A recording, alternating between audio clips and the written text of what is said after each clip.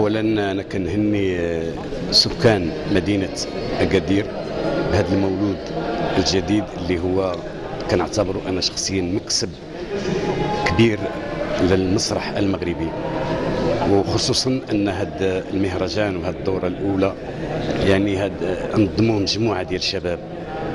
وبالنسبه لنا احنا اللي يعني شي شويه يعني ناضلنا في هذا الميدان، هذا شيء تشرفنا كثيرا وكيفرحنا كون هناك مجموعه من الشباب اللي ان شاء الله الرحمن الرحيم غادي ياخذوا لا غلاف، خصوصا ان هذا مهرجان دولي وكتشارك فيه واحد المجموعه ديال الدول، وهي فرصه لجميع الشباب للتكوين والتأطير. وكنعتقد بانه غادي يكون ان شاء الله الرحمن الرحيم من احسن المهرجانات المسرحيه اللي كتقدم في المغرب.